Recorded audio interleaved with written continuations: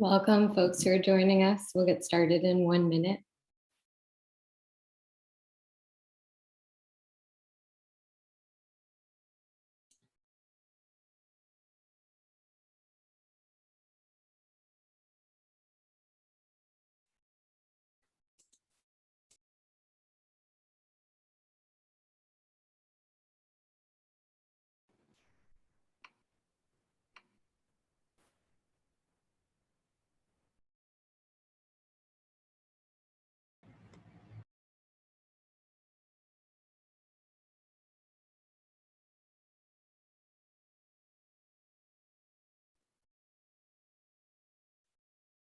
We'll get started as folks are still trickling in. It's great to see all your faces this morning. So many cameras on. I really appreciate it. You are joining Solidarity, Not Charity, Art and Culture Grantmaking in the Solidarity Economy. Just a couple reminders before we get started. You'll be coming in on mute. If you could please stay on mute during the presentation and hold your questions for the panel when I'll be collecting them or asking folks to unmute and ask them. Feel free to engage in the chat if there's some things you hear that resonate or you are making some personal connections for yourselves. And if you have any technical problems, you can go to the help desk, which is located on the menu bar of the conference platform to get assistance. My name is Julia Terry, and I'm the Education Program Officer from the Pennsylvania Humanities Council and co-founder of Healing Our Work. I'm also an artist and cultural organizer, so this report and this topic is really exciting to me. I can't wait to hear the presentations and the conversation that grows from that.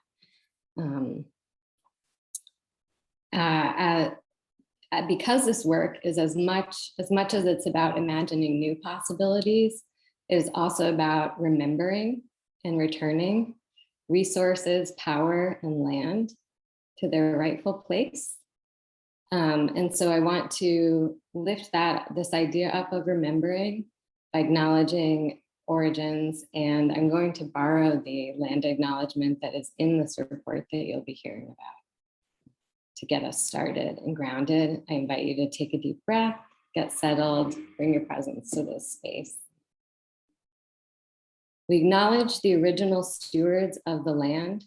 We acknowledge our ancestors and your ancestors. We acknowledge and thank all those who have struggled for workers' rights and racial, economic, and environmental rights and emancipation. We stand on the shoulders of those who use solidarity and cooperative economics in the struggle for liberation. Now I'm going to introduce Caroline Woolard, who is an artist and organizer at art.coop. She's the co-author of this report, Solidarity, Not Charity, Grantmaking in the Solidarity Economy, which you can find online at art.coop.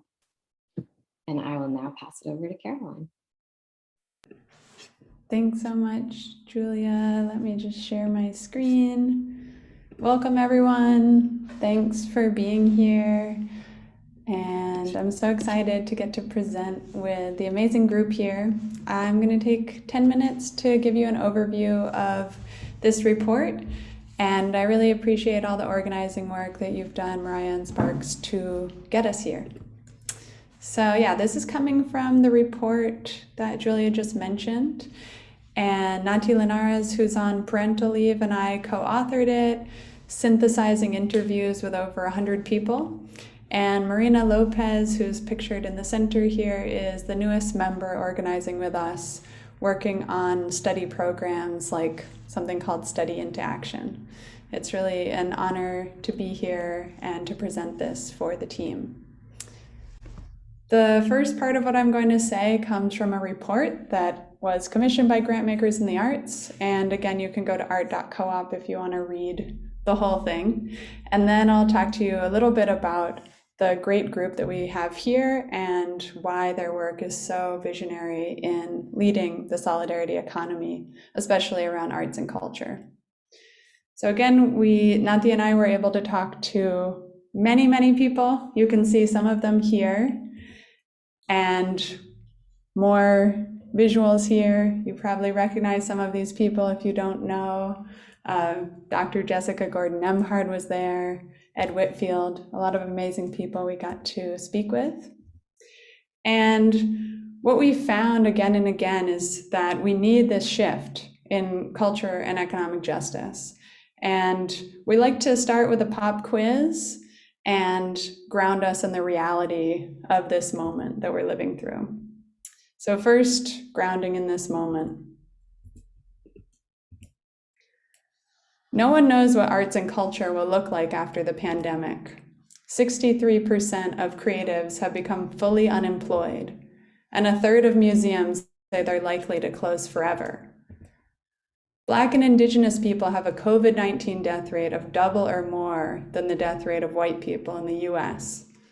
And yet, foundation giving in 2020 documented that only 5% of pandemic response dollars were intended for communities of color. And around half of 1% of annual foundation giving directly supports women and girls of color, and less than half of 1% goes to Native Americans. Less than half of 1%.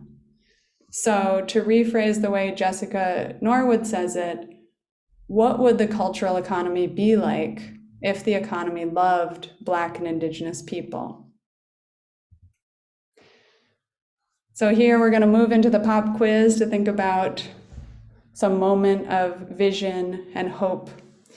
So tell me in the chat, what do these organizations and movements have in common? The oldest Native co-op, the first democratically managed investment fund, the oldest non-extractive venture capital firm, an organization that gives 35,000 freelancers pensions, and Black Lives Matter. So if you are active in the chat, I'd love to hear your thoughts. What do you think these things have in common?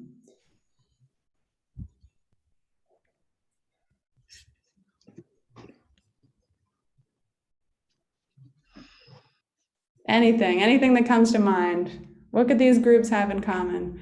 Yes, mostly all women-led, yeah. Anything else?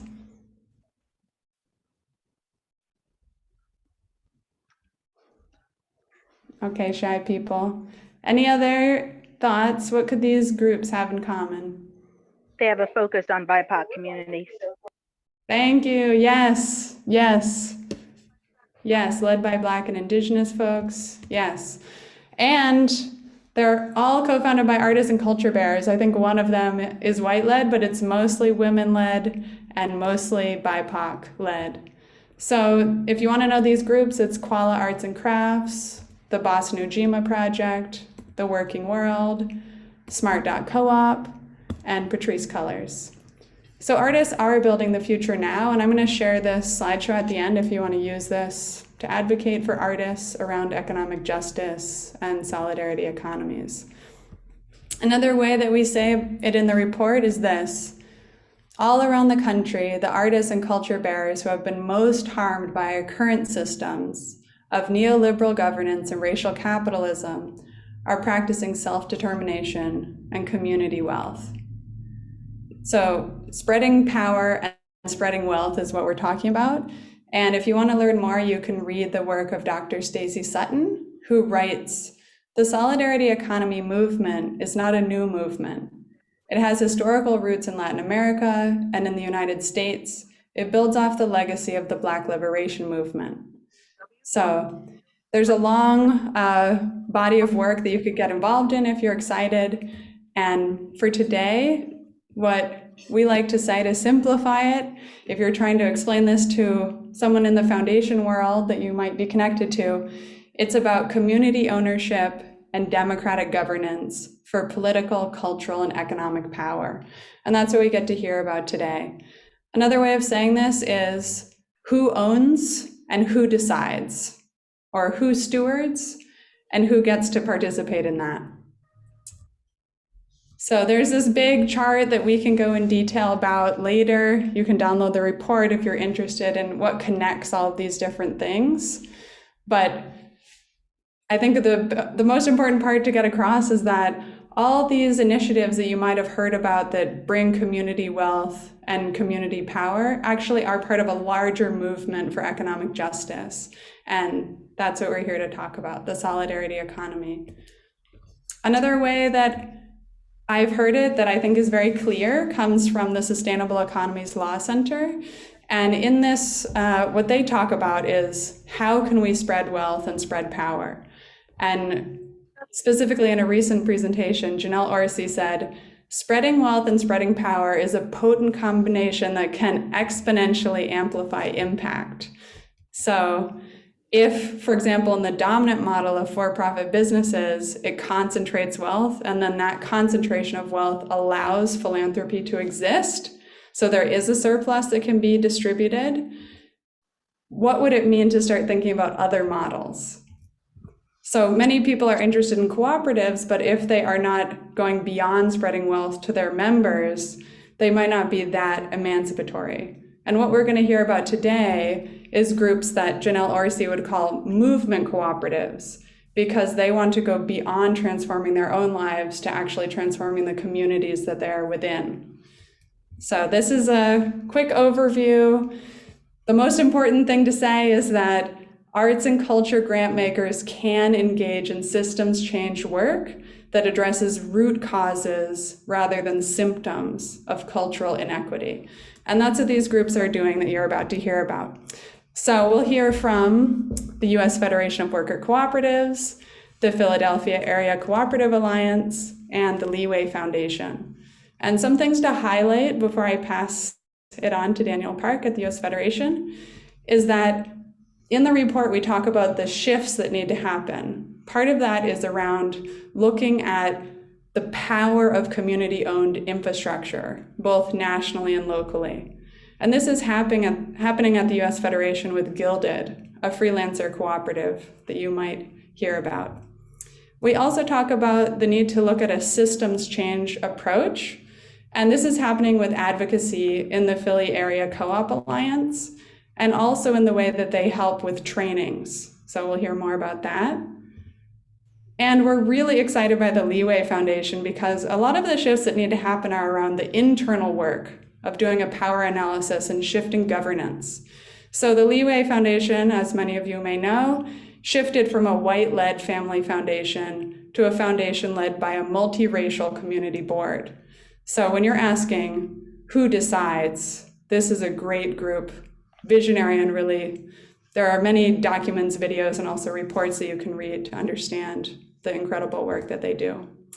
So yeah, we're gonna get to hear from amazing speakers.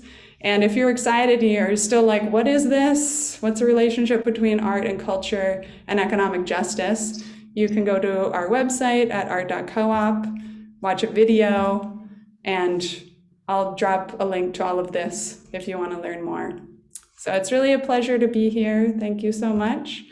And I want to say you all have a role to play, whether you're an investor, a grant maker, an art institution, someone from higher education, a member of a co-op, or someone who buys from your local co-op. You all have a role in this work, and we're building this together. We really do need each other in this movement.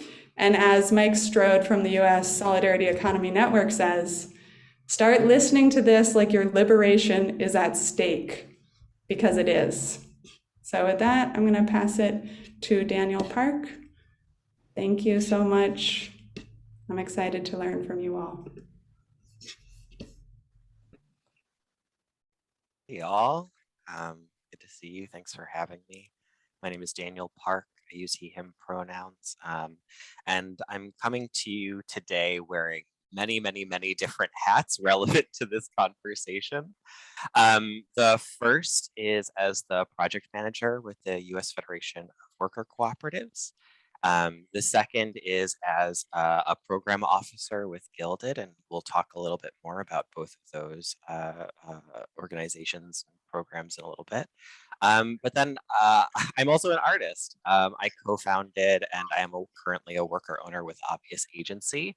Obvious Agency is a proud member of both the Philadelphia Area Cooperative Alliance as well as the U.S. Federation of Worker Cooperatives.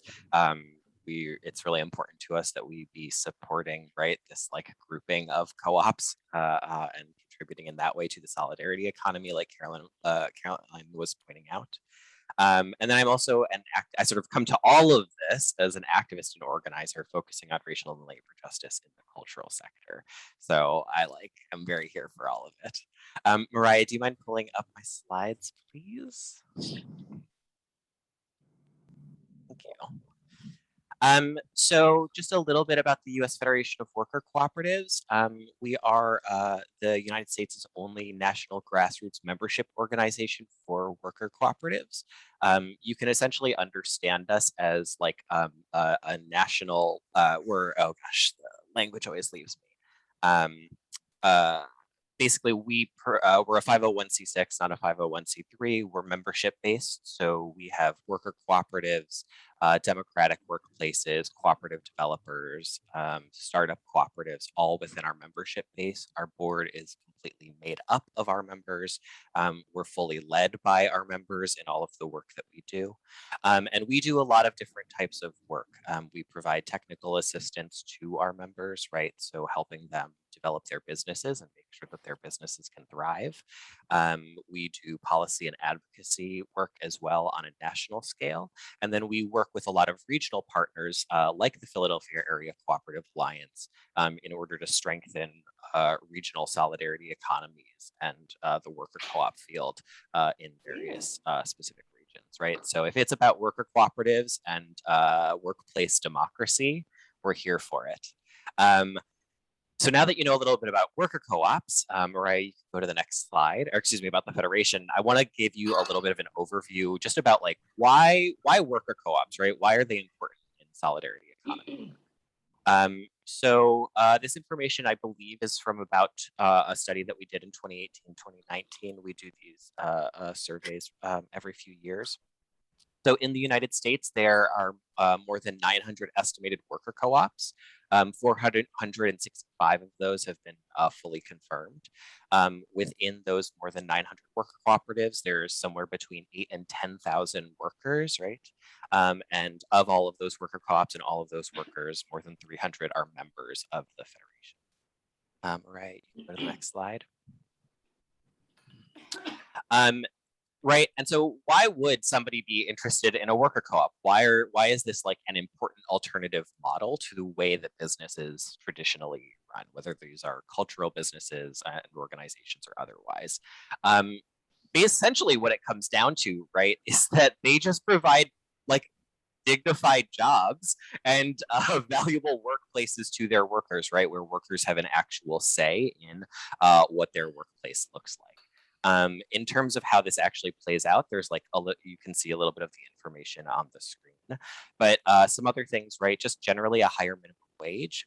Most worker co-ops on average pay a minimum wage of $17.25. It's like right around there. Don't quote me on the exact number, but it's much higher than the national minimum of minimum wage. It's also a viable option of both work as well as ownership for undocumented people, right? And then just like very big picture, there's an opportunity for ownership, right? And with that, an opportunity to build wealth over time, right? So when we think about like getting paid at a level where you feel like valued and you can actually meet your needs, the opportunity to build wealth over time and an actual direct say in your working conditions, right? These are things that artists particularly don't often have access to in the work that they're doing, right? So contextualizing why is this work important when we're looking at cultural work. Mariah, you can go to the next slide. So here's just a little bit more about some of the benefits of membership to the Federation. But so what I want to talk about now is a little bit about how I got involved in the Federation and the worker cooperative movement. So I started at the Federation in 2018, and my company, Obvious Agency at the time, we identified as a collective. I didn't know anything about what a worker cooperative was before working at the Federation. I didn't know much about cooperatives generally. My understanding of a cooperative was like a grocery cooperative as like a more expensive, smaller Whole Foods that contributed to gentrification, right? Like that's what I thought a co-op was. So I was like, yeah, that's this thing, right? And as I started working at the Federation, I was like, oh, okay, I get it now, right? And I started to gain both. I was coming from a racial justice organizing background already, so I had a pretty strong racial analysis. But I started to gain a like a labor justice analysis and an economic justice analysis on top of all of this. And so at Obvious Agency, we were like, oh yeah, we're essentially doing this already. The way that we're making decisions about our company is already completely democratic. We're making some radical choices about how we collectively decide how to use money within our company and like where those funds go. Ownership is really important to us in this idea of building collective wealth. But then also on top of that, like seeing that the cultural sector across the country, but also in Philadelphia, the way that it works is unjust, right? Artists are at the bottom of the pile when it comes to actually building wealth, gaining power, right? We're always at the whims of somebody higher up in the food chain, right? Unless we work really hard to create alternative systems. But the harder we work to create alternative systems, the less time we're able to spend and the less energy we can spend on actually making art, right? So there's this sort of constant balance in making all of these things work. So worker co-ops are a really solid option, a really solid alternative for groups of artists working together, but recognizing not all artists work together. Not all artists have a directly collaborative process, right? Mariah, you can move to the next slide. And that's where something like Gilded comes in. So Gilded is a freelancers cooperative that the Federation is currently incubating. We work with anyone who is a 1099 worker, right? So anybody who's freelancing with a 1099 in terms of their tax status, but we're designing Gilded with artists at its base, right? Recognizing that when you're looking at freelancers, artists work under sort of both the most irregular conditions and oftentimes also the worst conditions for freelancers, right? So we provide a variety of services. Right, you can go to the next slide. But we are based on the SMART model, which started in Europe and Belgium and has now expanded to 9 countries in the EU.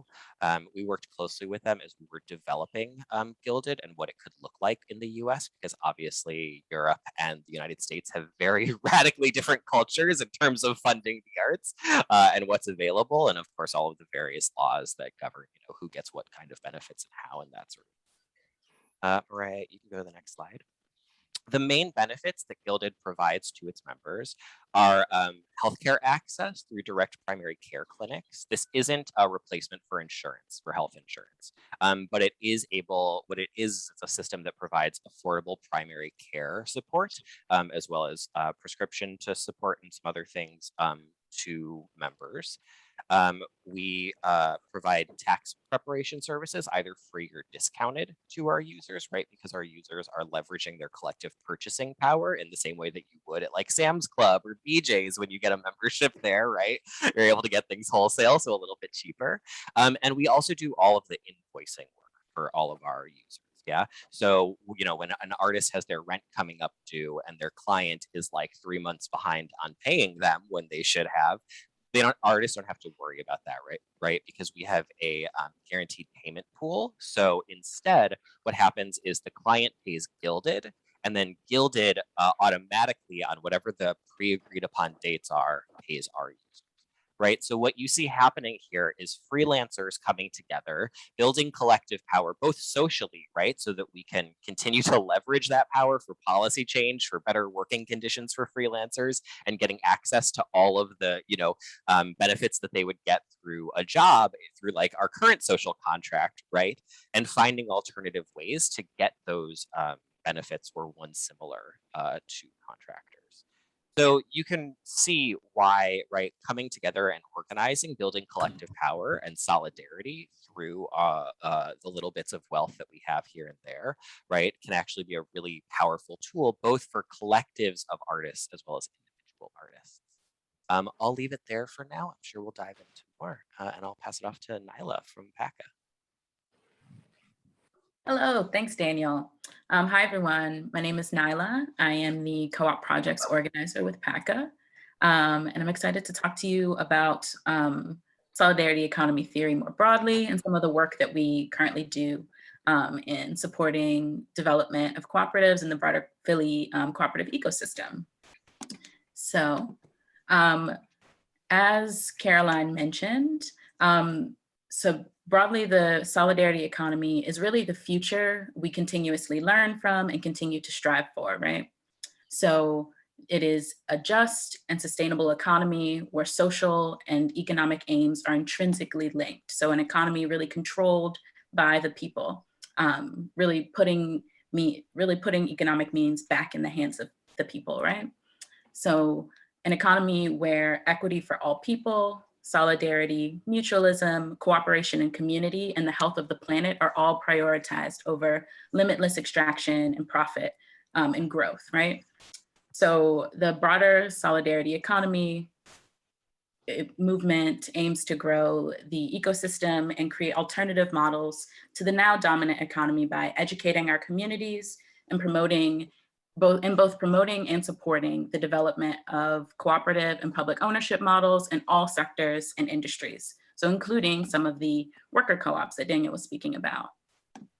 And as well as growing economic power through raising and distributing both capital and land, as well as centering democratic participation in government structure. So that's kind of a lot, but more specifically what PACA does in our little neck of the woods in Philadelphia, as part of the broader solidarity ecosystem. PACA, we refer to ourselves as a co-op of co-ops. We similarly support growth specifically in the Philadelphia cooperative ecosystem through community education programs, which I can tell you a little bit more about, like our study circles program. The 2021 iteration of this program really centers on education of various members of our Philadelphia community around more equitable economic outcomes from public space. So we really believe that study is the core element to cooperative growth and education, right? So having different communities learn more about the broader cooperative ecosystem and how to actually apply some of those methods to address the community needs that they're looking to address. So this year we're currently working with 8 groups from across the city, including Bartram's Garden, Black Lives Matter, Philadelphia, Viet Lead, which is based both in Philly and Camden, the Philly SPARX, as well as others. So across a broad spectrum of industries and different sectors to really figure out what the community needs are that folks are looking to address and how to apply cooperative principles and broader cooperative enterprise to address those community needs. Yeah, so that's a really exciting program that we're doing, really focusing on specific education and building the Philadelphia cooperative ecosystem from the ground up, right? So when we think about the solidarity economy more broadly, we're really putting the economy back in the hands of the people. So really what we do in terms of our educational programming focuses on giving the people the resources that they need to actually think outside of the broader capitalist model and really apply cooperative principles and structures to actually meet some of those economic and social needs that they're looking to address. So we're really excited to see what comes out of this 6-month program. And another area that PACA really focuses on is policy and advocacy. So one thing that we do in our, Daniel mentioned sort of the Federation's support of national efforts around growing the solidarity economy movement and the cooperative ecosystem nationally, but our specific focus regionally is to push for policy and advocacy needs on a local level, right? So we really focus a lot of our membership and create broader coalition with other organizations throughout the Philly ecosystem to push for public access to public dollars to actually grow, to give more money to co-ops. And one real initiative that we're currently really deeply involved in is the public banking movement to actually put those public dollars to create more open access to funding across the board and equitable banking throughout our broader city ecosystem, right? So really needs a public bank. And PAC is really deeply involved in some of the advocacy there. I'll also talk about some sort of common misconceptions around co-ops more broadly, right? So I think some common misconceptions that folks bump up against are co-ops take a lot of work and they might not be as sustainable for all people or across all different sectors because of the active investment and work that it takes to grow a co-op. I think that is definitely true, but one thing that it's really why we focus on community education as a core programming area within our work at PACA. We believe that when folks learn it, co-ops are enticing. Being able to own your own enterprise, being able to have control over your labor, the outcomes of your labor is very enticing. So when folks learn about cooperative principles and how to grow the cooperative economy to meet their actual needs, folks are more invested. Folks are invested in the democratic process that it takes to grow and sustain a co-op. And we can see that across through the growth of co-ops across all sectors and in different cooperative models, right? So PACA, we do think of ourselves as a co-op of co-ops. So our members include co-ops from all different sectors, from worker co-ops to consumer co-ops to purchasing and marketing co-ops, housing co-ops. So there's so many different options for folks to really use the solidarity economy and co-ops specifically to actually gain control of what they're trying to do and what the economic outcomes from a lot of their work is. So really leaning on the democratic process is a key tool in promoting like sustainability more broadly. So thinking about co-ops existing in all sectors, and these organizations are bountiful. The Obvious Agency is definitely one great partner that we have in our membership. So what we really do is also focus on working with, through technical assistance, working with both emerging and longstanding co-ops. So we have co-ops in our ecosystem and our broader membership who've existed ranging from 40 years to folks who are just sort of leaving that education stage and moving into the startup realm. So that really definitely speaks to the importance of actually using our current members to actually educate some of those incoming members as well. Let's see. Also thinking about, so what we can sort of hope for in terms of investment around broader cooperative investment in terms of funders and in all different areas of work that we do, right? So what I really hope is that we can envision and invest in a future where community members have control over their economic and social futures, and co-ops are really a core way to do that in all different types of work and in all different industries. Yeah, so we'll get into it a bit more, but I'll pass it over to Denise, I believe.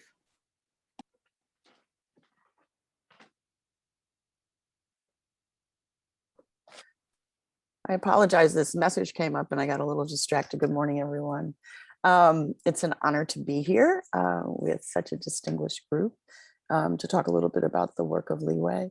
As was said before, Leeway was founded by a Philadelphia-based artist, Linda Lee Alter, who about 16 years ago made the decision to support the transition of the foundation from being what was a completely white-led organization to sort of turning it over to have a more community-based and community-engaged board of directors to sort of set the tone and direction for the foundation. And so that's kind of part of the origin story. And there's a video on our website that you can look at that sort of tells you more about that.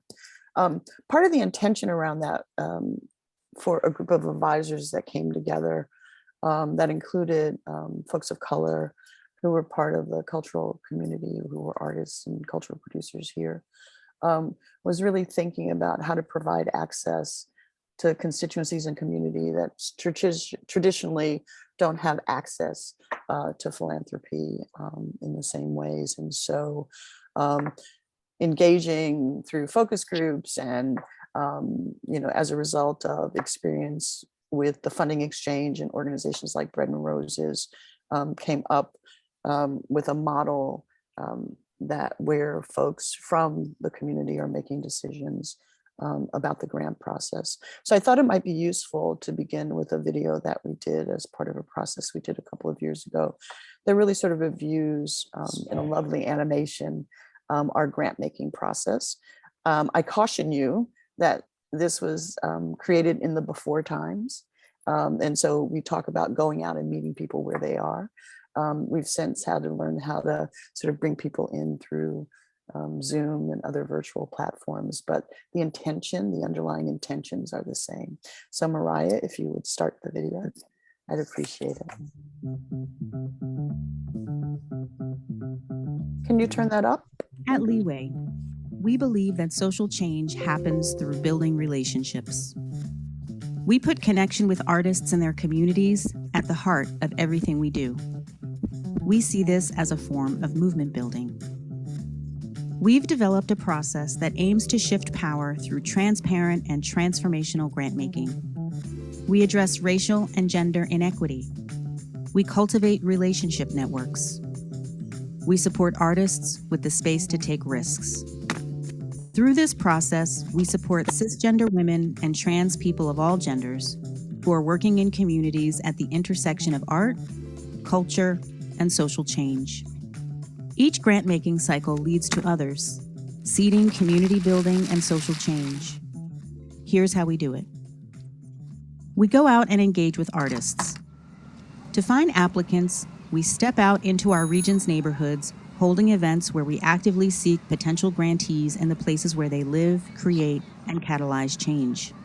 Often past grantees from those neighborhoods come along so they can talk about what it was like to apply for a grant from Leeway.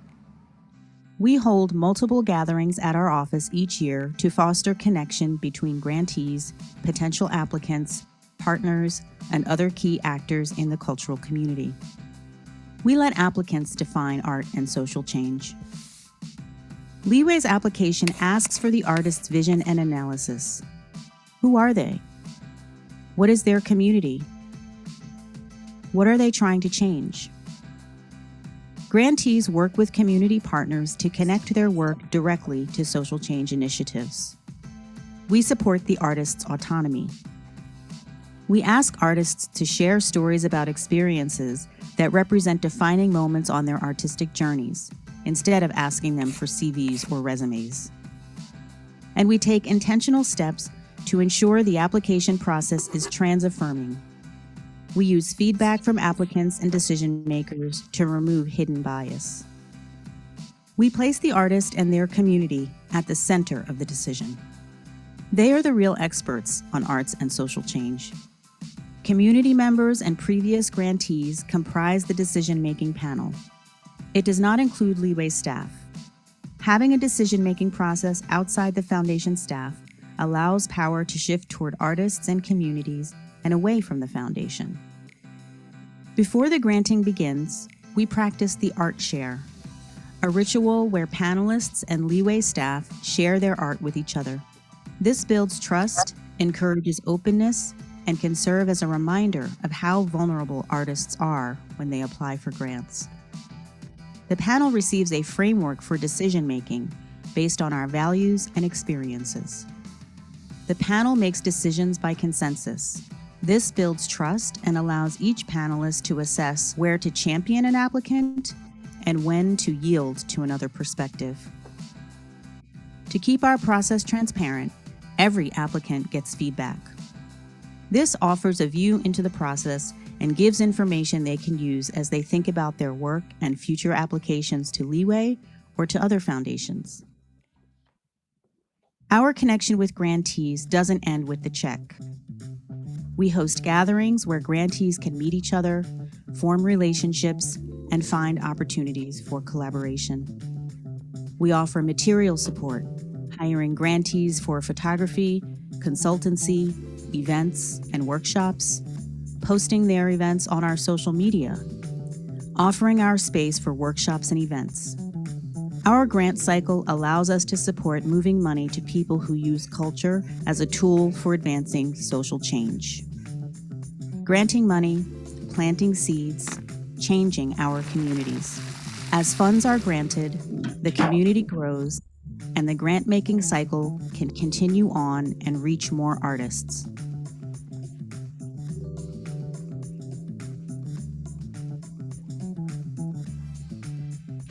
Thanks, Mariah.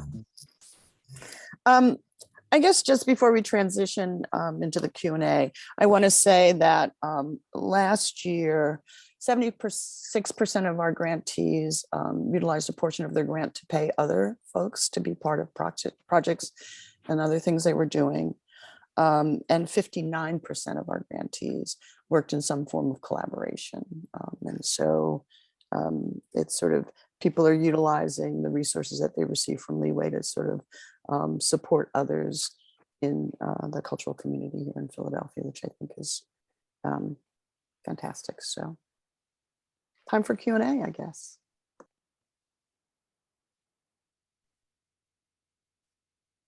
Thank you to each of our visionary panelists and to Caroline.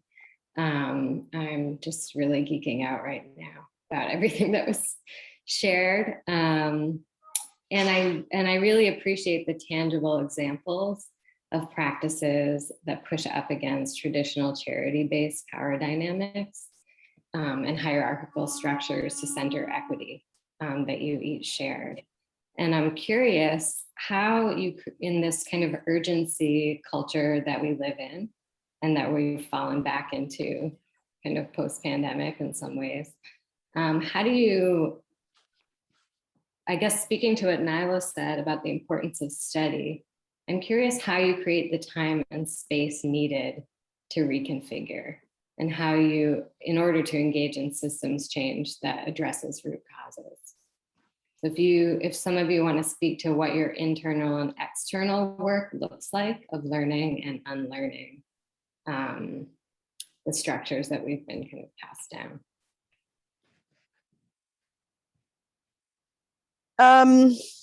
What can I say? I can say that Leeway has recently entered into an internal process of looking at values around class and money that will inform, how we deal with our endowment, how we think about compensation, how we think about grant making. I think part of the transition at Leeway was really leading towards an experiment that was about what would it look like to have a cross-class, multiracial, intergenerational, multi-gender philanthropic institution and practice. And so it gets a little messy sometimes. And I think people have to enter it with that understanding that the undoing of things is not always sort of smooth and clean. But I think the thing that we run up against the most are issues related to capacity. Our approach to grant making is very intensive, very time intensive. Melissa Hamilton, Cecily and others are on the call who are currently or have been staff at Leeway. And so this commitment to really taking this journey alongside people means that there are hundreds of hours spent either in person now on Zoom or in other mechanisms, talking to people about their applications and giving feedback. In the last round, there were individuals who had multiple contacts with staff members about that. And so that just sort of moving this process forward takes all the human resources we have, and sometimes more than that. And so those moments that you're talking about of really being able to take a step back and think more deeply about our practice and is a challenge, is a real challenge. It's, I sometimes refer to some of us on staff as idea fairies. It's not that we aren't holding all these visions for shifting. And we think about colleagues of ours, like folks at Allied Media Projects and other spaces that actually took what they call chrysalis or pauses in the work to be able to take concentrated time to think about practice But the tension always exists. What about the grants? How do we move money and take that space at the same time? So that's kind of where we're at. I would just jump off of that, right? And I want to add like a little bit of complexity to this, which is like the different positions that we all find ourselves in, and then how we relate to urgency culture. And then also thinking about a wider timeline than just like this moment or a year or a few years, right? Because for me, you know, as I think about being an artist who is actively trying to experiment with alternative structures, like as a queer person, as a person of color, like that urgency is always there because the systems that exist don't work for me. If I want to exist as a human and make my art with dignity and in the ways that matter to me, that preserve my humanity, there's always this urgency to figure out something alternative, something different, because playing into the systems that exist means that I have to sacrifice a part of myself, right? So in some ways, it's impossible to escape that urgency culture, right? It's like, I have to study now. I have to look up new models of organization and be able to share them with my cooperative members so that we can make a decision about how we're going to function now, because we can't keep going in the way that we are, or we're just not going to be able to do it, right? And then on the other side of that, right, like as somebody who is deeply impacted by the work of foundations, I'm noticing this interesting moment right now, and this I don't mean I mean this to be a little shady, but not too shady, which is to say that I'm noticing that foundations are doing a lot of work right now to like educate themselves about solidarity economy work, which I think is great, and like naming that these sort of calls from artists to simply put the money into the community and let us decide what to do with it, to trust that we know how to fund ourselves and take care of ourselves. That call has been going on for years and years and years, right? So it's this sort of weird thing where in small moments when we look at this idea of like, take time to pause, take time to learn, it's like, yes, but then also remember the big picture, right? How long have institutions with power and access been given time to learn for, right? And how long are we asking the people who are impacted by how long it takes for that learning to happen in order to change, right? So towards Denise's point, there is this constant tension of like, do the work of learning, but remember that by taking that time, you're also impacting the people who are like looking at you for this funding and this access to resources that we need in order to survive. Yeah, so it's complicated.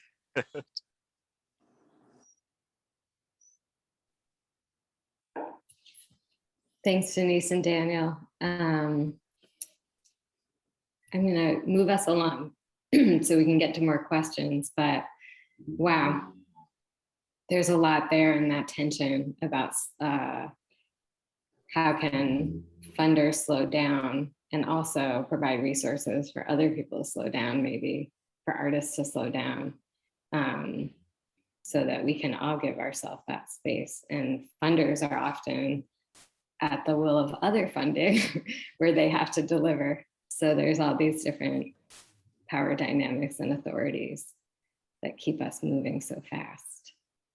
In this same line of reimagining, I often thinking about how the pandemic and crises kind of help us to see what's possible, and so do artists. And so I'm curious what the role of artists and arts and culture is in building a solidarity economy, and if there are any challenges that are unique to the arts and culture members. And then we'll get more to co-ops for our other panelists.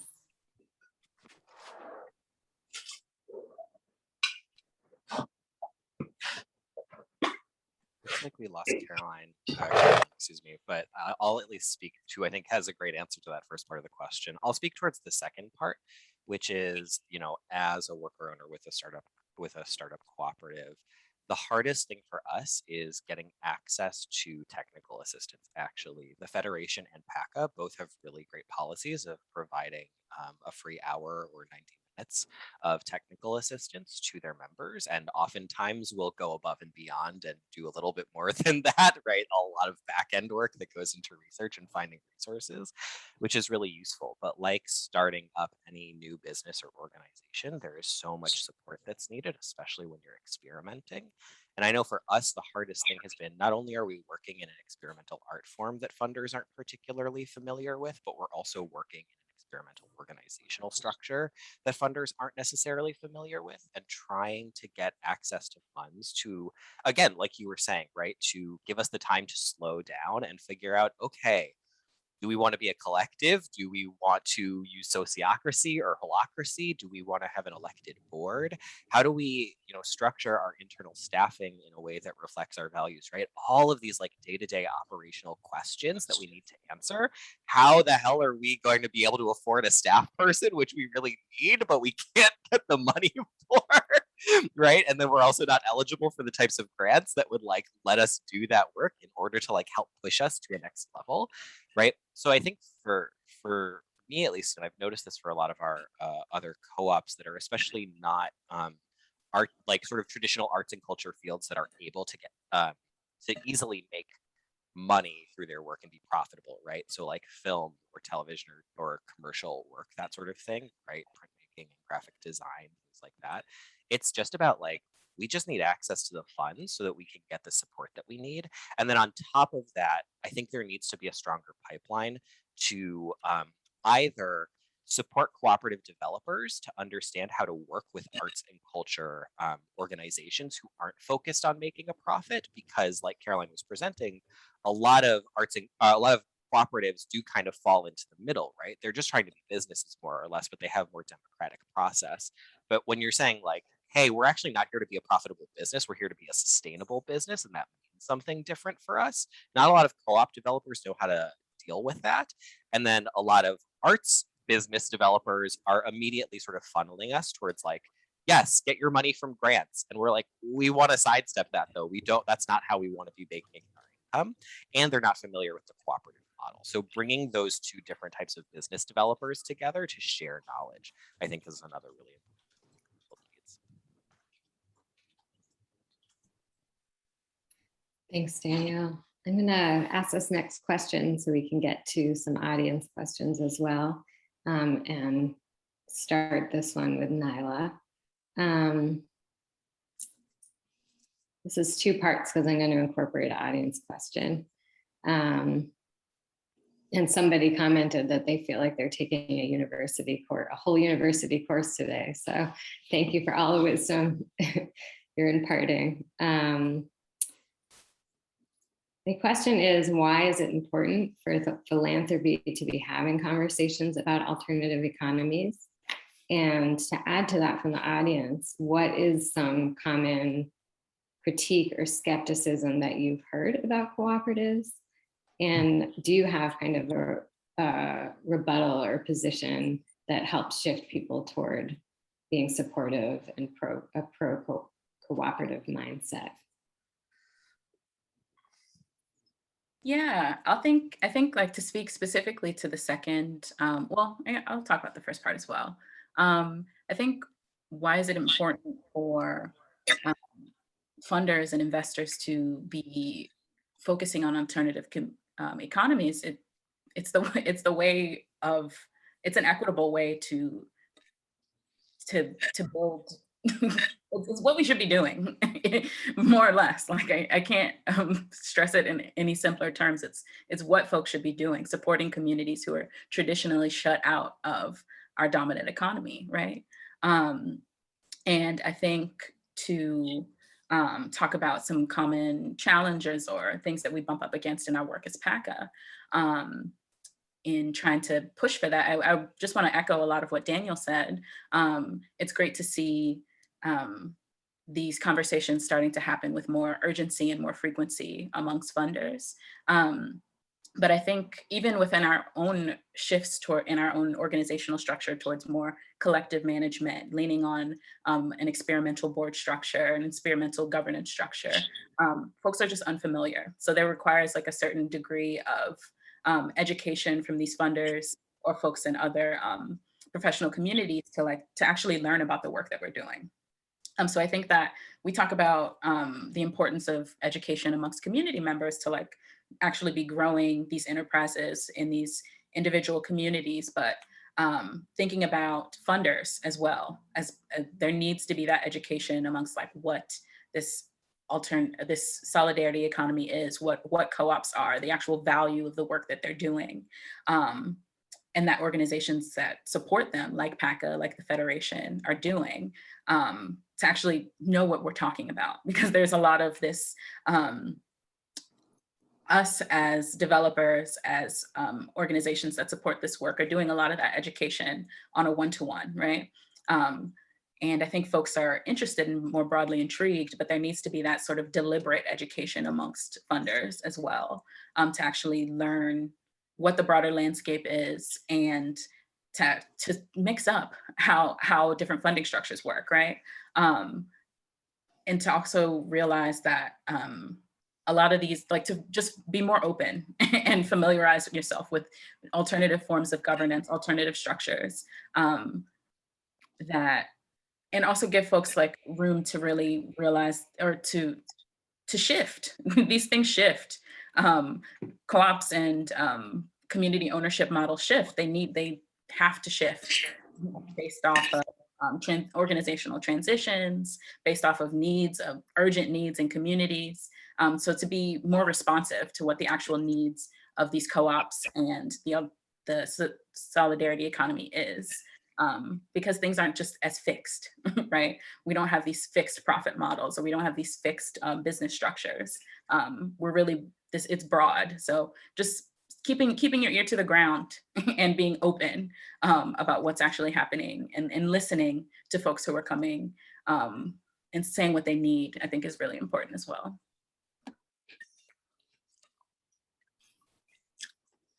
Thank you, Nyla. I'm here. My last question is if Daniel or Denise, you have a sentence that is a call to action for the sector. I heard Nyla, mention education. We've heard about the importance of trust, the ability to slow down and change course. Any final words before I close us out?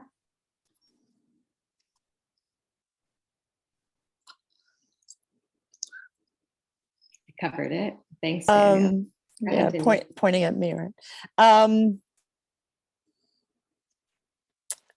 Yeah, I guess I would ask people to reflect on ways that they can open up their process and engage more directly with communities. I think our experience has been that people are sometimes introduced to philanthropy through Leeway, and they're able to leverage what they've learned in that relationship. When they approach other funders and engage in different ways, they go on to serve on panels, apply for grants, those sorts of things. So really to think about the sort of educational aspects of what we're doing, the potential to sort of utilize our philanthropic practices to open it up and help others learn about the inner workings of philanthropy. Daniel? Yeah, I think I'd say, especially for any funders who come from an arts background, or who as individuals, right? Or who just love art. It's remember what it's like to make art and the scary feeling that comes with putting something out there the first time. And let that feeling guide the way that you do your giving, right? And especially if you have discretionary funds that you can move around a little bit more easily, try something scary and something new, right? Let folks know that you're really experimenting and trying something really different in the places where you can do that work, right? And that can be a way to balance out the we need to take time, we need to really think about our systems and figure this thing out, with okay, what happens if we do try something really, really, really different from what we're used to? Yeah, be artists and in philanthropy. What a perfect space to close. Be artists. Let's experiment, make mistakes, let go of perfectionism, and keep trying. It's life's work. Thank you everyone for joining us today. Thank you, Denise, Daniel, Nyla, and Caroline. If you have any questions, please feel free to reach out to us via the speaker tab under the attendee tab. We'd like to invite and encourage all of you to come back at 4 today for a special networking session. This is your opportunity to connect with all of the conference attendees and network with others in philanthropy. And please check out this report. It's really valuable. And follow all these amazing cooperatives and organizations. Have a great day.